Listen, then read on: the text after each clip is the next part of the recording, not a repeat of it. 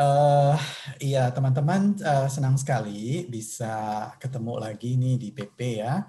PP tahun ini PP pertama ya, tadi seperti Johan sudah singgung, ini PP yang pertama dan refleksi di tahun lalu, ya itu tahun yang tidak mudah ya, tahun yang berat.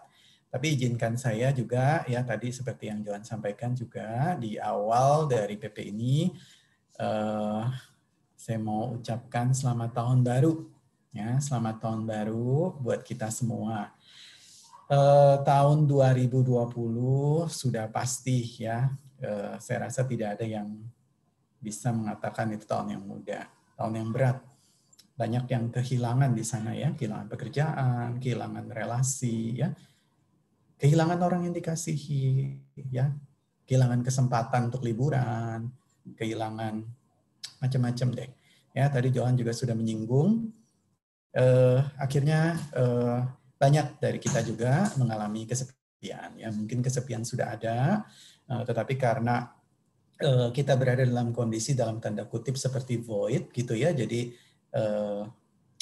biasanya itu gerakannya cepat sekali dan saat ini suddenly kita mau tidak mau dipaksa melambat, sehingga kesepian itu menjadi deafening, jadi seperti memekakan telinga dan kita makin merasakan itu gitu ya. Saya teringat dengan salah satu di dalam khotbahnya atau di dalam sharing firman yang dibawakan oleh Pendeta Paul Gunadi di dalam IG Live Halo Konselor ya. Beliau mengatakan tidak ada yang bisa menjamin ya tahun ini juga maksudnya nanti akan jadi lebih mudah begitu. Tidak ada. Saya masih ingat dulu waktu Januari 2020 ya. Saya sama Kak Stella masih bisa ke Malang karena itu adalah fase akhir di mana dia menyelesaikan bagian dari studi tesisnya yang harus diselesaikan di sana. Dan ketika kami mendengar kabar bahwa akan ada, maksudnya ada COVID gitu ya, kami sempat berpikir sama seperti orang-orang pada umumnya, ya udahlah ini mungkin 3 bulan ya, atau 6 bulan lah paling lama begitu ya gitu. Jadi 6 bulan, jadi paruh kedua nanti itu akan membaik. Ternyata tidak, dan ini pun kita bersyukur gitu, vaksin sudah mulai diadminister ya di berbagai negara termasuk di Singapura juga, di Indonesia juga dengan berbagai resiko dan konsekuensinya. Tentu juga dengan berbagai potensinya begitu ya. Kita berharap hal yang baik dari semua ini gitu. Nah, rekan-rekan yang terkasih, jadi dengan situasi yang seperti ini kita tetap melihat ada penyertaan Tuhan. Teman-teman, jadi sore hari ini kita mau sama-sama belajar tentang intro to biblical relationship. Ya, ini intro to biblical relationship. Nah, jadi di 6 bulan ke depan, pemuda ya di dalam persekutuan pemuda nanti rekan-rekan rekan-rekan pengurus dan teman-teman yang mendampingi itu sudah merangkaikan tema-temanya, itu banyak berbicara seputar relationship gitu ya. Dan sore hari ini kita mau memberikan atau mendiskusikan semacam satu kebenaran yang menjadi dasar ya, atau dasar yang utama sebelum kita berbicara tentang relasi-relasi yang lain ya. Nanti di bulan-bulan depan itu ada relasi tentang misalnya relasi boys and girls relationship begitu ya, relasi pertemanan, isu-isu tentang singleness begitu ya, apakah saya harus pacaran atau tidak, terus tentang LGBT dan lain sebagainya. Nah, tapi sebelum itu kita mau bicara tentang relasi yang paling dasar dari segala relasi, yaitu relasi apa? Relasi Allah Tritunggal. Ya. Ini jadi disebutnya intro ya to biblical relationship. Yuk teman-teman kita masuk ya. Nah, jadi relasi yang pertama ini saya katakan sebagai relasi ontologis ya. Jadi ontologis itu maksudnya adalah the study of being. Ya. Relasi yang pertama itu sebagai relasi ontologis itu bukan relasi being dengan thing, ya teman-teman. Nah ini poin pertama penting sekali. Nah jadi kalau kita perhatikan ya di dalam relasi Allah Tritunggal, Allah Bapa, Anak, dan Roh Kudus, jadi relasinya itu adalah relasi being dengan being, bukan being dengan thing. Jadi relasi person dengan person, begitu, bukan person dengan matter, gitu ya. Nah, jadi kalau misalnya di keluarga ada yang sudah mulai mengadopsi, udahlah relasi kita adalah relasi yang diikat oleh materi, misalnya begitu.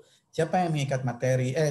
Materi apa yang mengikat? Ya udahlah, karena kita misalnya ada kontrak rumah bersama, jadi kita tetap harus tinggal bersama. Nah, itu tidak mencerminkan relasi yang ideal tentunya. Kenapa? Ya karena Allah Bapa, Anak, dan Roh Kudus, mereka bergerak, berdinamika, bukan berdasarkan being and thing, bukan. Tetapi mereka bergerak dan berdinamika berdasarkan being and being. Nah, teman-teman perhatikan, matter itu berada di luar, begitu ya. Jadi materi gitu, itu berada di luar dari the Holy Trinity. Jadi bagi Allah Tritunggal, yang paling utama relasi buat mereka yang paling bernilai itu adalah being. Ini yang seringkali hilang di dalam kehidupan modern dan pasca modern. Karena being digantikan dengan thing, ya, atau dengan matter. Matter itu bisa macam-macam. Ya, tadi yang saya katakan, kepentingan bersama, ya, apa itu namanya, kesukaan bersama, kontrak rumah, ya, benda, gadget, dan lain sebagainya. Jadi relasinya dibangunnya sama itu, gitu. Padahal tidak. Nah, relasi ini paling indah diwujudkan di dalam interrelasi, ya, tiga pribadi Allah Tritunggal.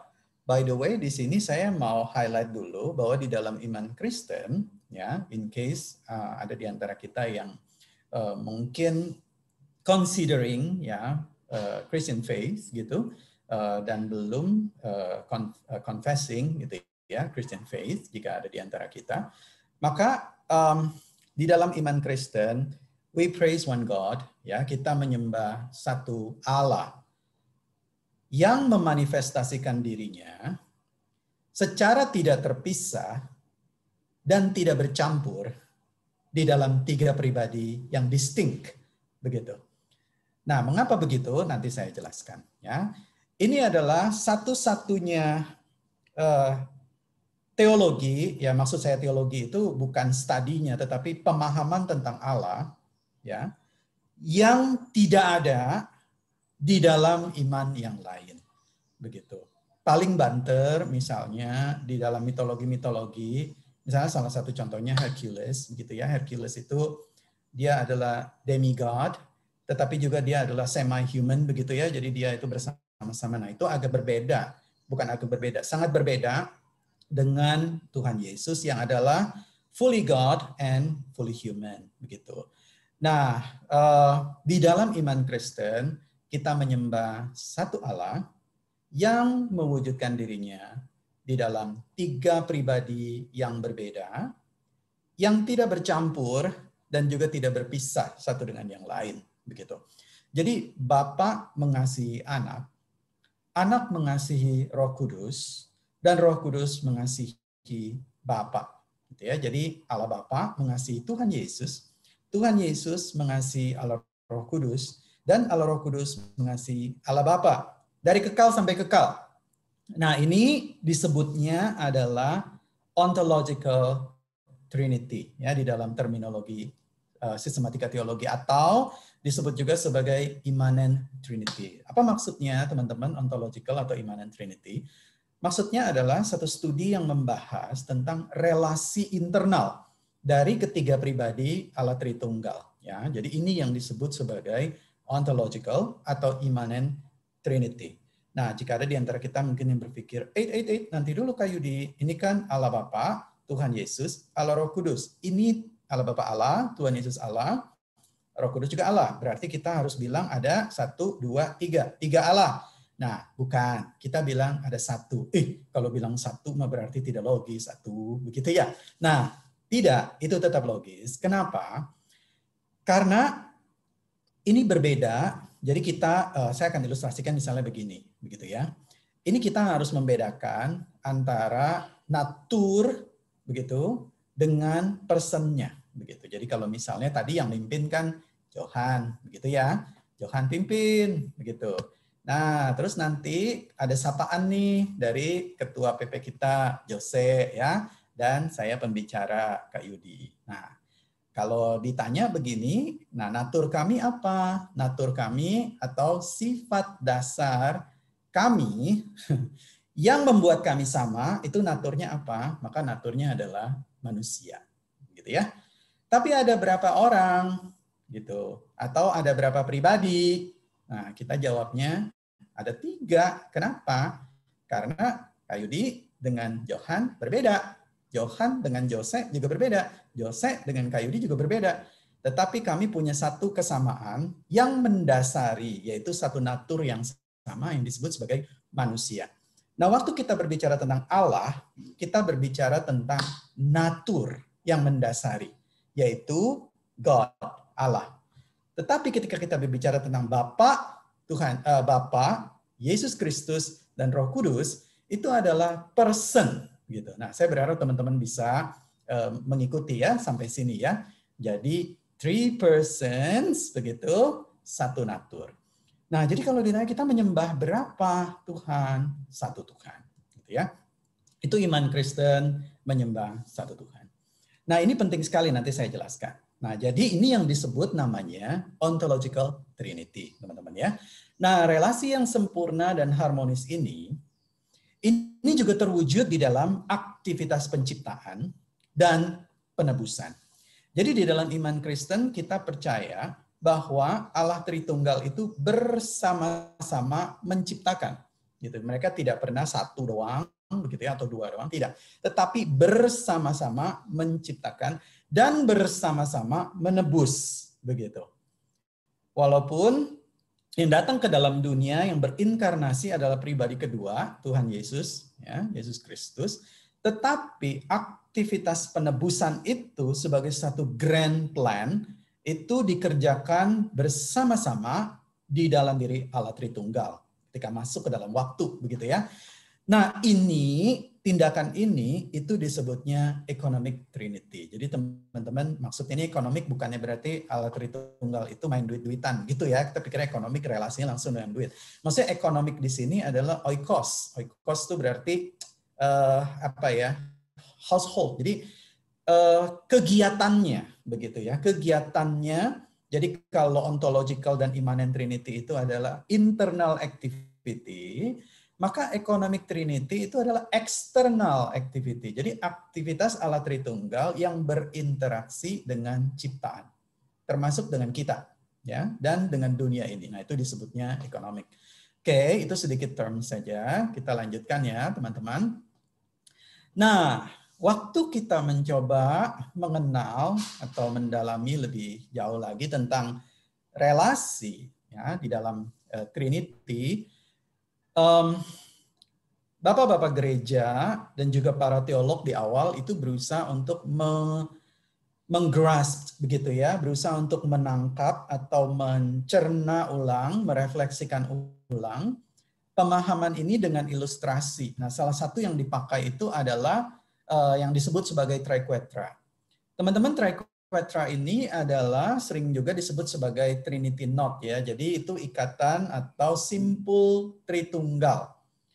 Ini adalah simbol dari suku Celt dan ini salah satu simbol yang dipakai. Jadi ada beberapa yang lain juga ya untuk menggambarkan kesatuan yang kekal, tidak berawal dan tidak berakhir dalam 3 pribadi Allah Tritunggal.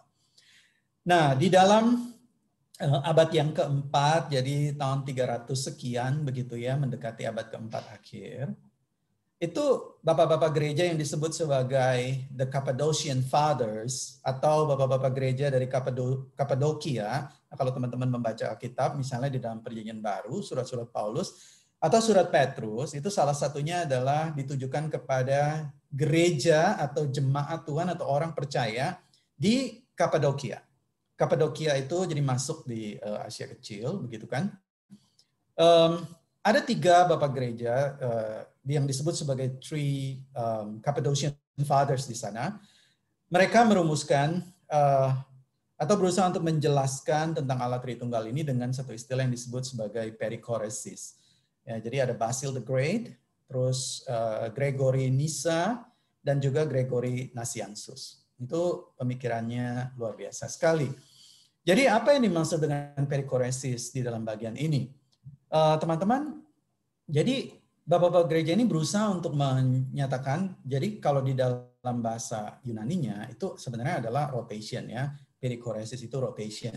Untuk menggambarkan ketersalingan ya, dalam bahasa Indonesia saya terjemahkan ketersalingan. Maksudnya ketersalingan itu adalah harmoni gitu ya, harmoni antara 3 pribadi Allah Tritunggal di dalam satu kesatuan yang esa dan kekal.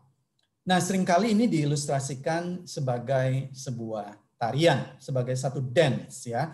Karena kalau kita dance itu, baik itu berdua, bertiga, atau berkelompok begitu ya, itu bukan hanya harus seragam, tetapi juga harus kita sense gitu loh. Kita harus punya sense, dia bergerak kemana, jadi kita itu melengkapi gitu ya. Jadi partner dari dance-nya itu melengkapi. Nah, jadi dance yang baik itu adalah dance yang dia harmoni, seperti satu gerakan begitu ya. Padahal yang bergerak banyak di dalamnya, tapi waktu kita melihatnya itu harmoni. Nah, itu disebutnya sebagai perikoresis, jadi sebagai satu rotasi. Nah, jadi di dalam Allah Tritunggal itu tidak ada pertentangan, selalu harmonis dari kekal sampai kekal. Oke.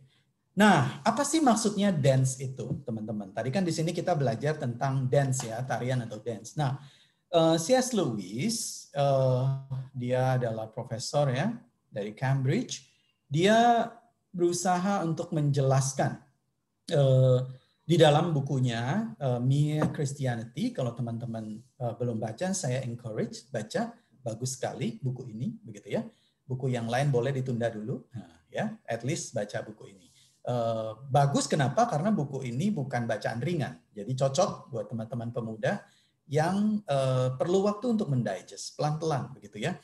Nah, C.S. Lewis itu berkata, by the way, ya, that is perhaps the most important difference between Christianity and all other religions.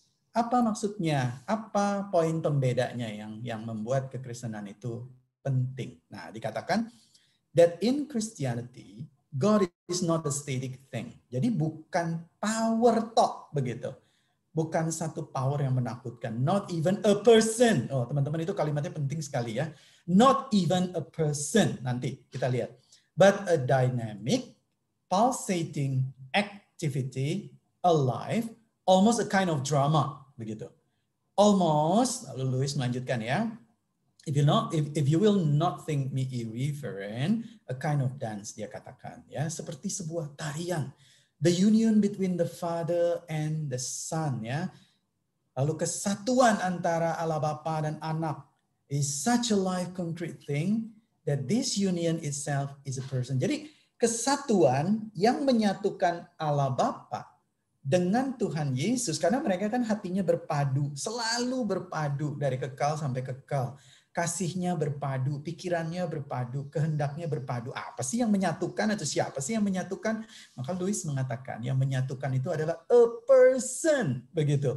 A person, nanti kita lihat ya. Dan ini yang sebetulnya yang a person ini adalah Holy Spirit gitu.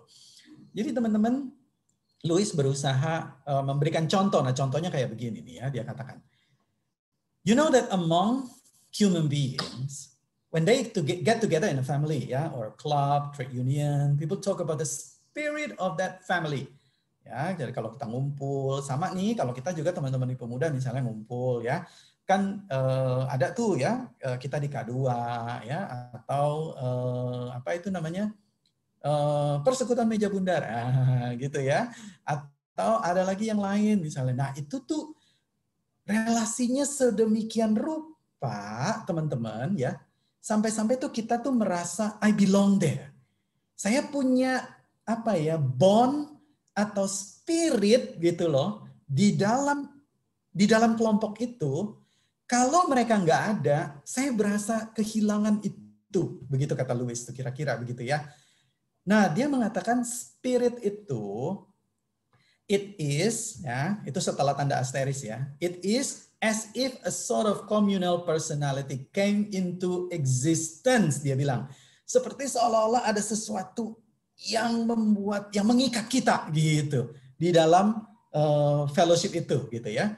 Nah, tentu dia katakan ya, kalau di dalam relasi kita, di dalam persekutuan kita, atau di dalam persekutuan banyak orang, di dalam keluarga, klub atau whatever, is not a real person.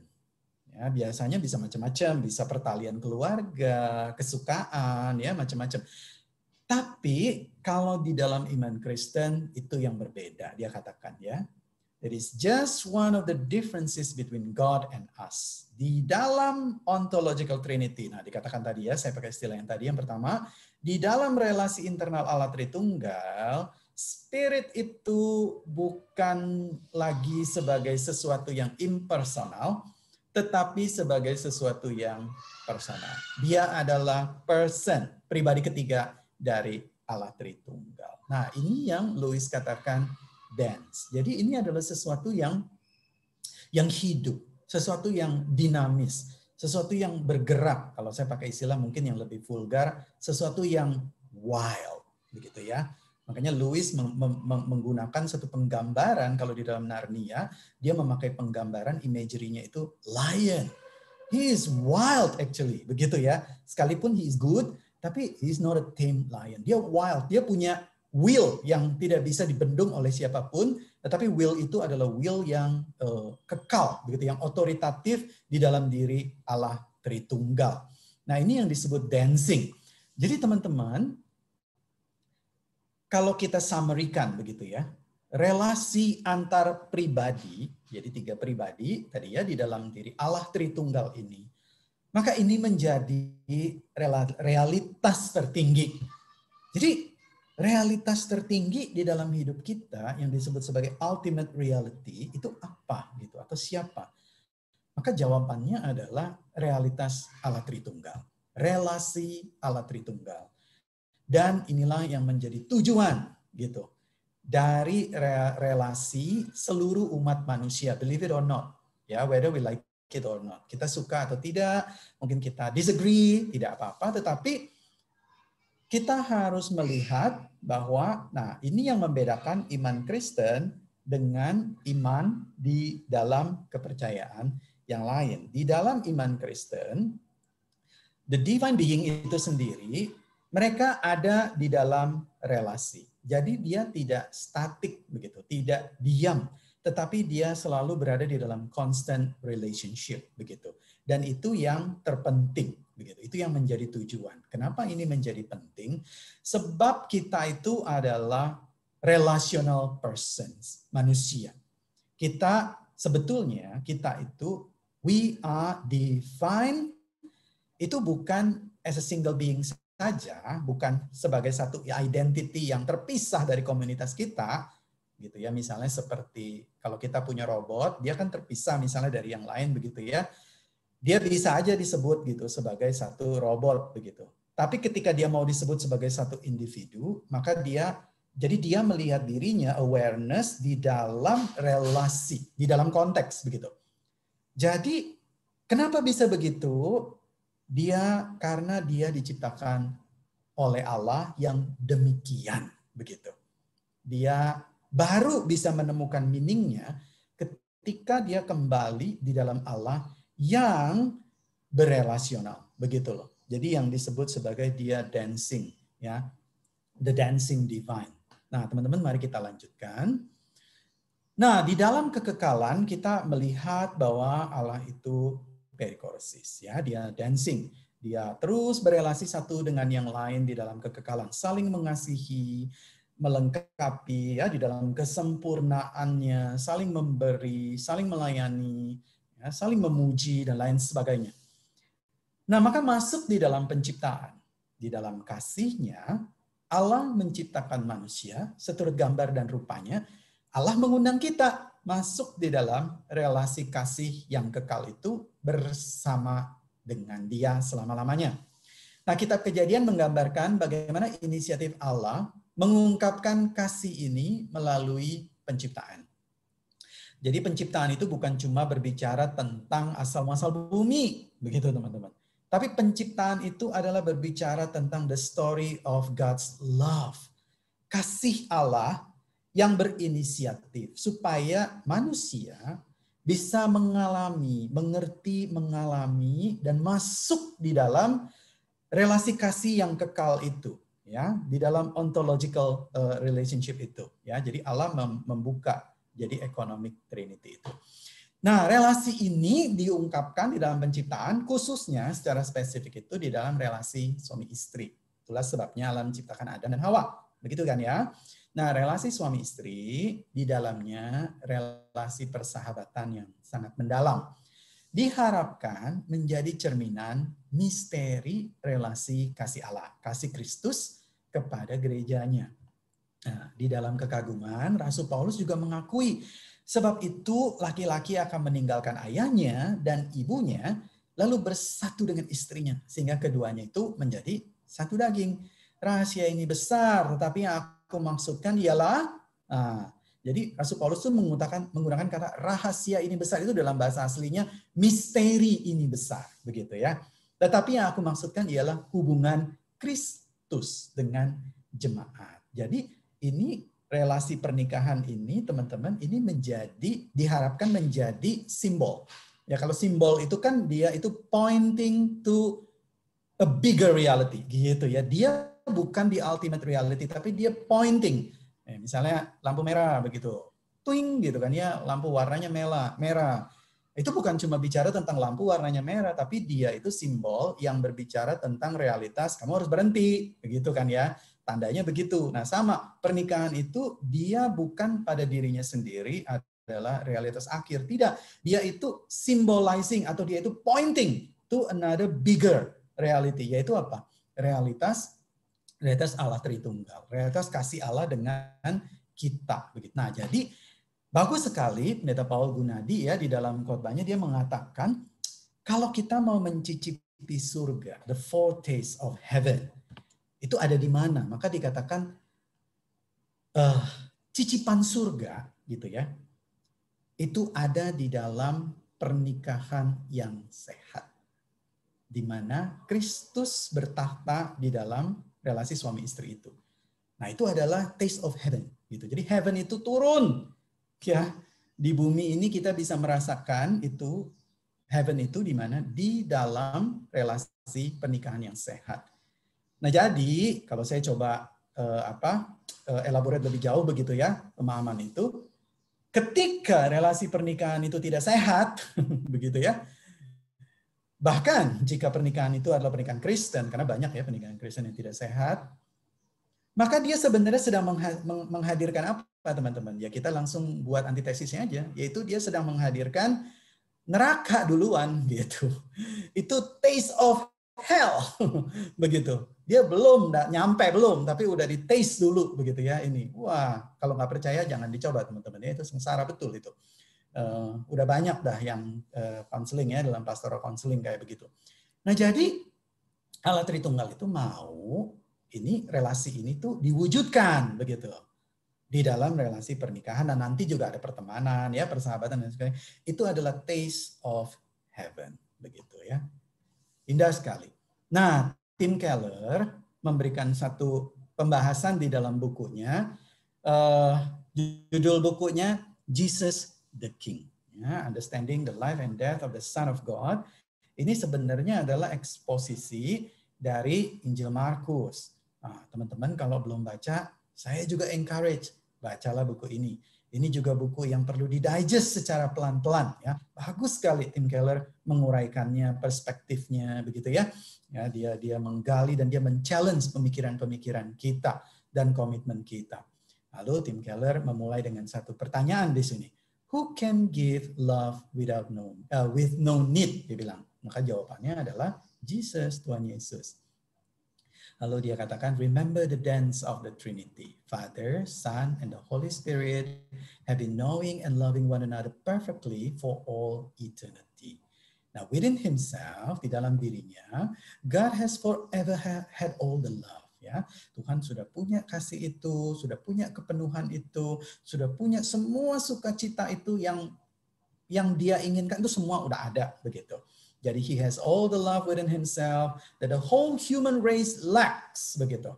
Then the only way we are going to get any more is from him. Nah, jadi ini yang disebut sebagai the dance. Tuhan mengundang. Jadi di dalam penciptaan itu dikatakan seringkali kita dikatakan kenapa kita dicipta? Iya, karena Tuhan butuh orang-orang atau makhluk-makhluk untuk menyembah Dia. Enggak, teman-teman, sebetulnya. Karena Dia sudah mendapatkan worship yang tertinggi, ya, dari relational persons itu. Jadi Allah Bapa mendapatkan worship yang paling sempurna itu dari Tuhan Yesus dan dari Allah Roh Kudus. Dari kita pasti worshipnya lacking, begitu kan ya? Karena tidak ada manusia yang bisa worshiping Him perfectly gitu loh. Without blemish gitu ya, enggak tanpa celah, tanpa cacat, itu tidak bisa. Tetapi dari Allah sendiri worship kepada Allah Bapa, maka itu adalah worship yang paling sempurna. Begitu juga Tuhan Yesus, begitu juga Roh Kudus, begitu juga kasih. Nah, jadi kalau dia udah mendapatkan dan memiliki semuanya, dia tidak lacking sama sekali. Jadi dia ciptakan kita untuk apa?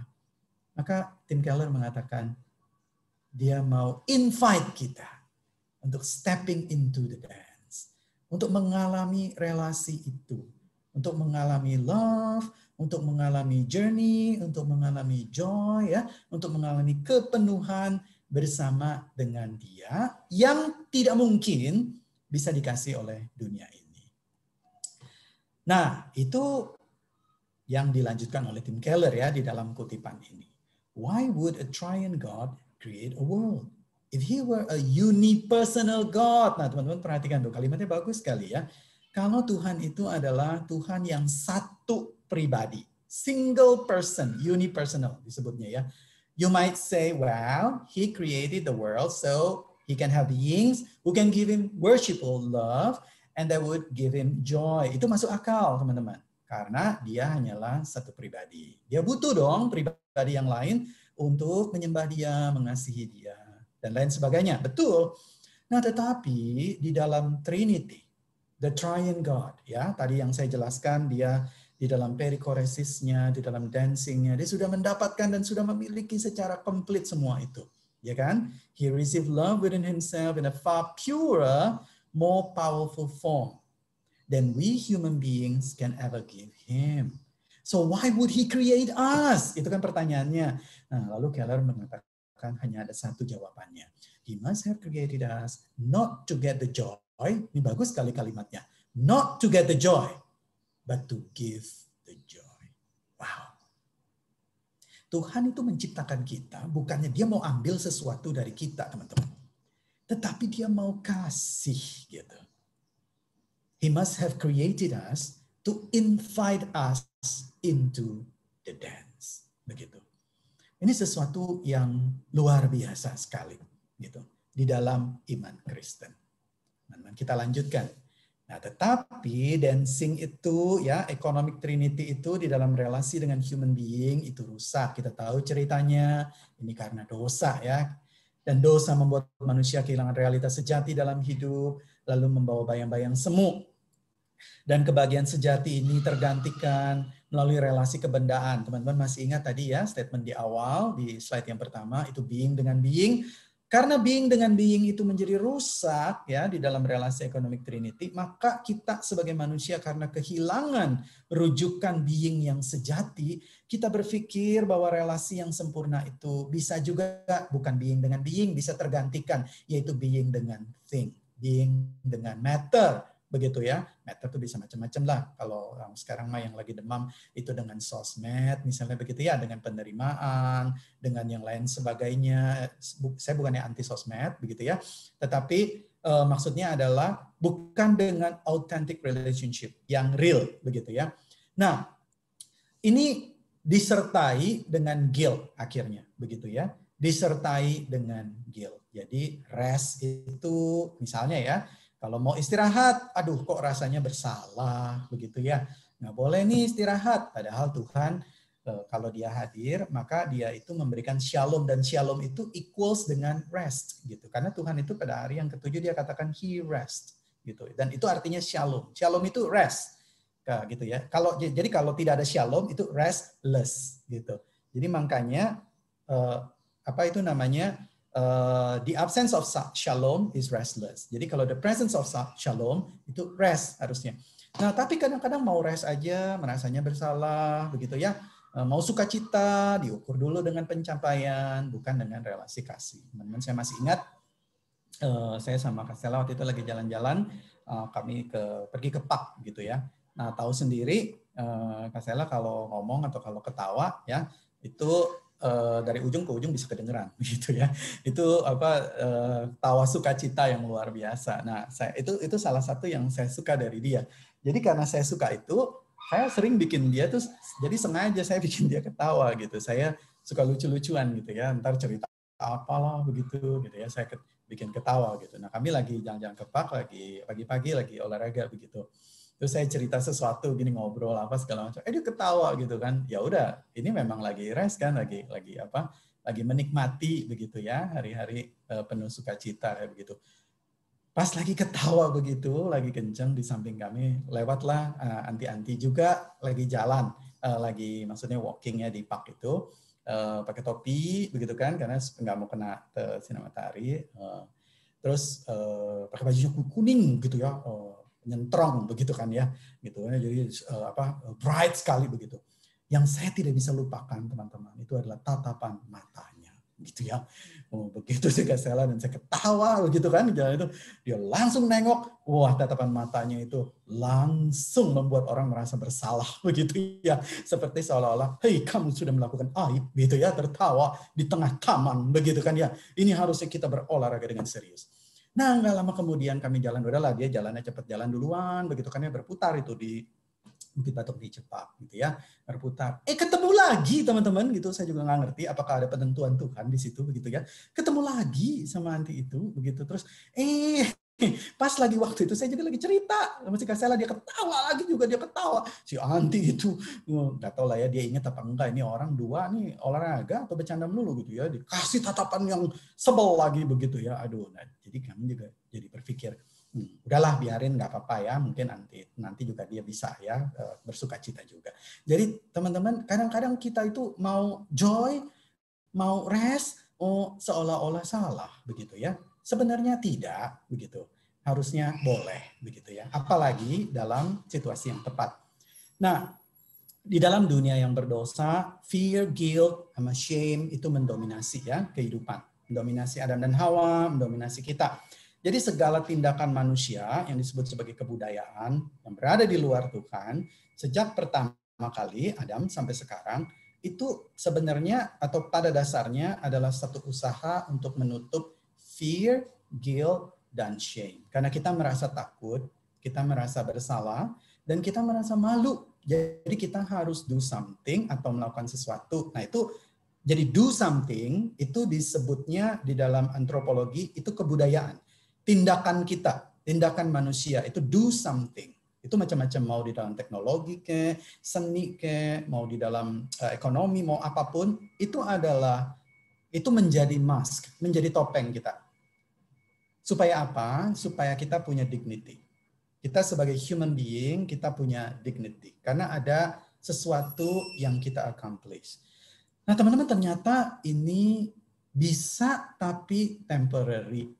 Di dalam ternyata tidak bisa. Nah ini kalau kita ingat kisah di dalam Kejadian juga begitu kan ya. Adam dan Hawa berusaha untuk do something. Itu kebudayaan mereka di awal, yaitu mereka membuat cawat begitu kan. Tapi Tuhan bilang nggak bisa kamu begitu loh. Maka Tuhan gantikan itu dengan tindakan Tuhan begitu. Jadi Tuhan menggantikan tindakan kita dengan tindakan, yaitu apa? Sacrifice, korban. Begitu. Dan korban ini mengacu kepada Kristus, the beloved, ya. Kristuslah yang mengambil fear, guilt, dan shame itu. Lalu digantikan dengan peace, forgiveness, dan nah ini yang penting, yaitu feeling of secure, acceptance, bahwa kita itu diterima oleh Tuhan. Jadi waktu Allah Bapa berkata, inilah anak yang kukasihi, kepadanya aku berkenan, itu kan diucapkan kepada Kristus.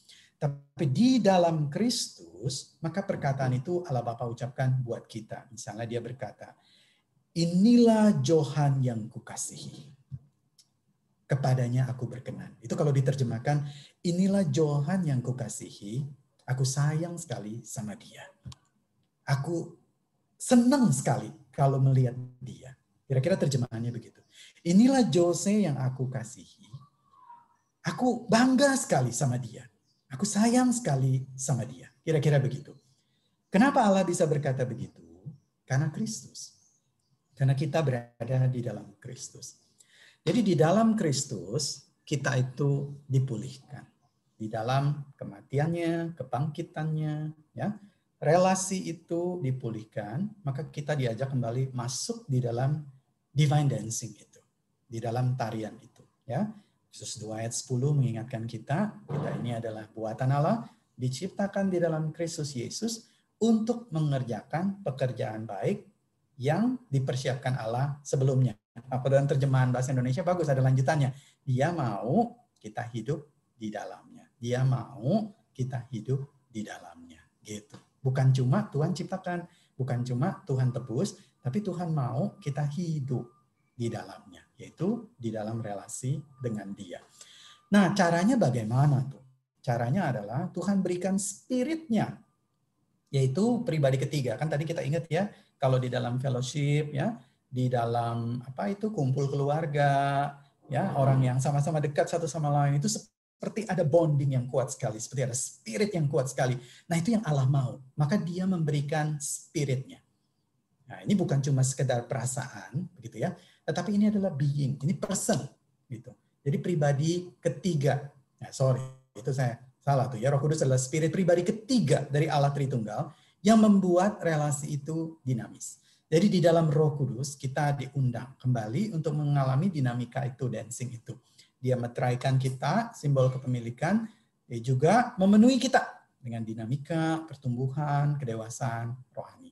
Nah, semakin kita dipenuhi oleh Roh Kudus, semakin kita itu merefleksikan tarian kasih itu di dalam Allah Tritunggal, satu dengan yang lain. Itulah sebabnya kalau dikatakan orang yang dipenuhi Roh Kudus, bukan semata-mata kan kalau di dalam pemahaman dari ajaran-ajaran tertentu, dia harus punya karunia, misalnya karunia bahasa roh, begitu ya, atau manifestasi tertentu dari karunia ini. Tidak.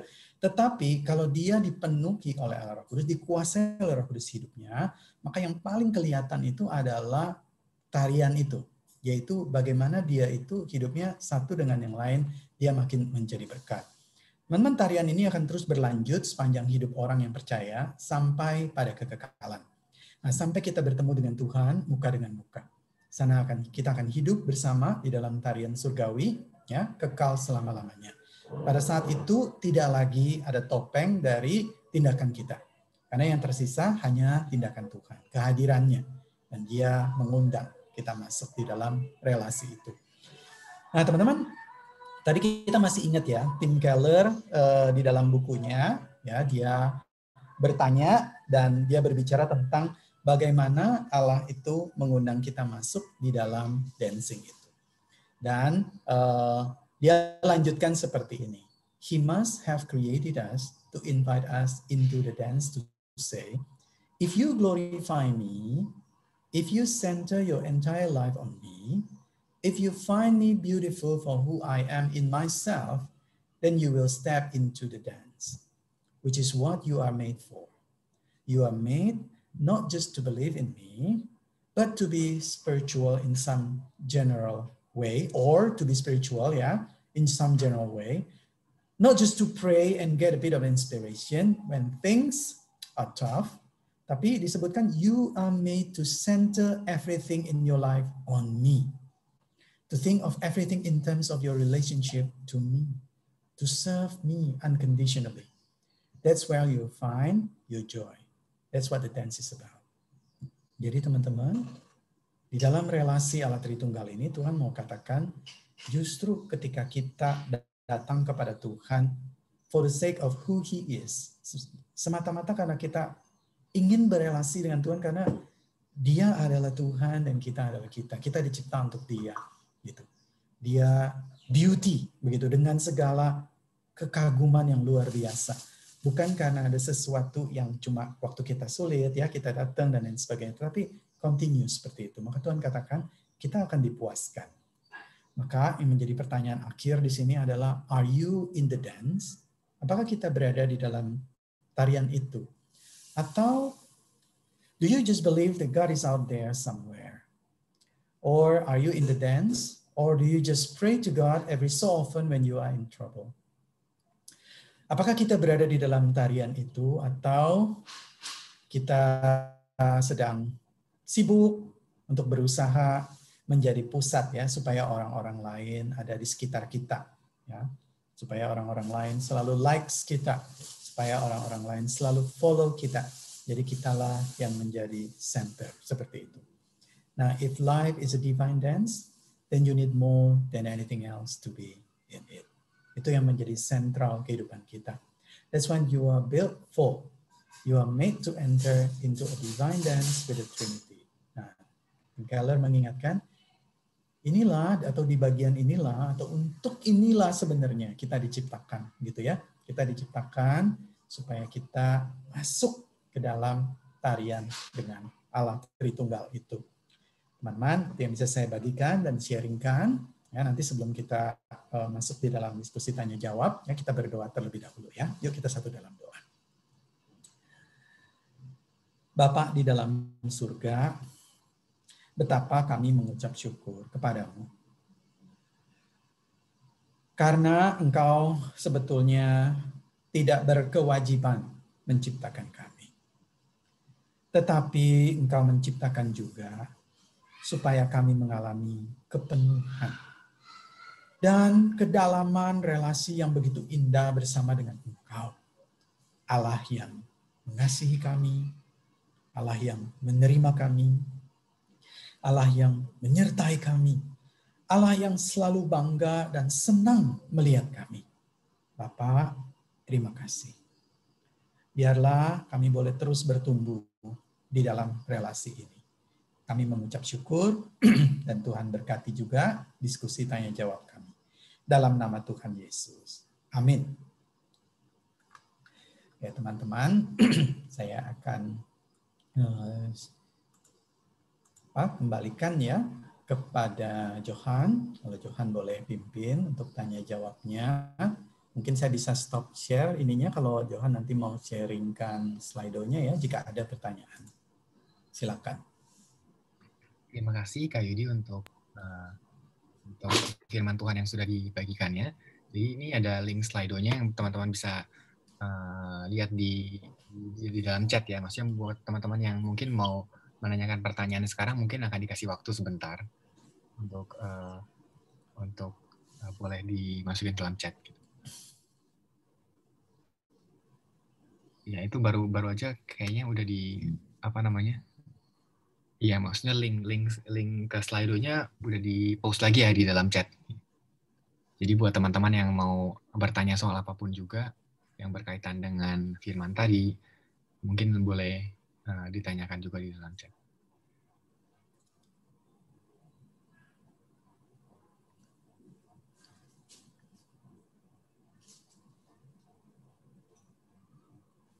Oke. Kalau gitu, sekarang ya saya boleh mulai aja ya sesi tanya jawabnya. Jadi untuk ada dua pertanyaan di sini. Yang pertama saya boleh tanyakan kepada Kak Yudi dulu. Jadi pertanyaannya, apakah pada saat penyaliban Tuhan Yesus relasi perikoresis itu terganggu? Itu pertanyaan pertama.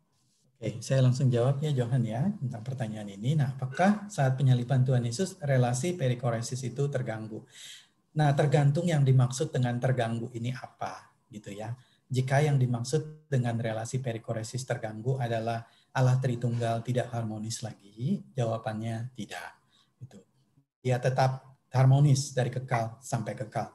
Nah, cuma kita mesti lihat begini. Seringkali kita berpikir, wah, waktu penyaliban Tuhan Yesus ketika Tuhan Yesus itu berteriak, Elo, Elo, lama sabatani, begitu kan ya. Allahku, mengapa engkau meninggalkan aku, begitu kan. Kita sering berpikir yang paling menderita pada saat itu adalah Tuhan Yesus, pribadi kedua.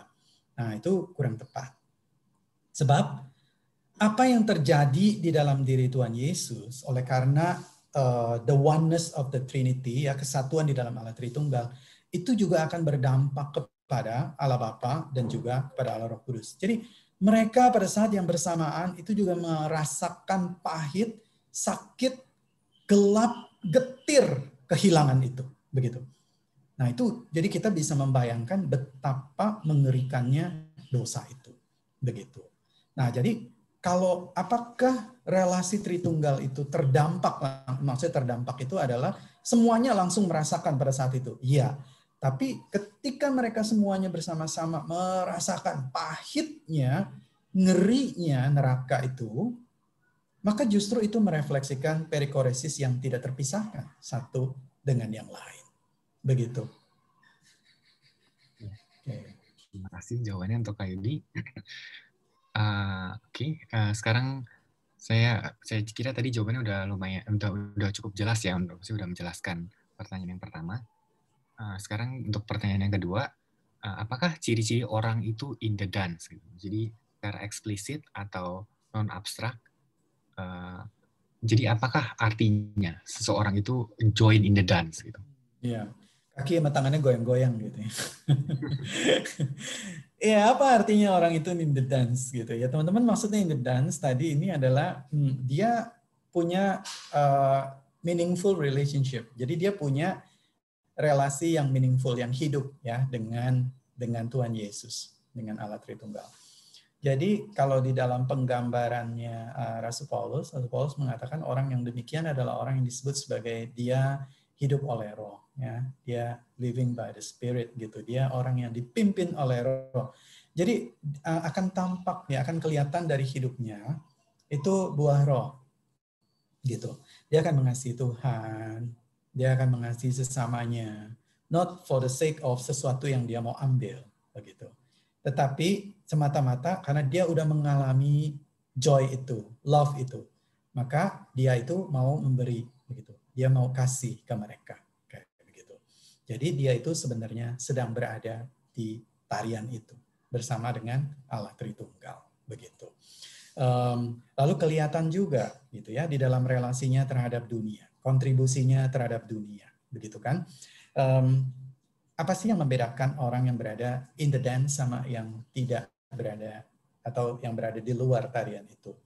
Nah, salah satu karakteristiknya adalah apakah di dalam relasi dengan dunia, khususnya di dalam bumi ini, begitu ya, kalau kita lagi bicara tentang bumi pada umumnya, itu apakah orang itu semata-mata selalu ingin mengambil?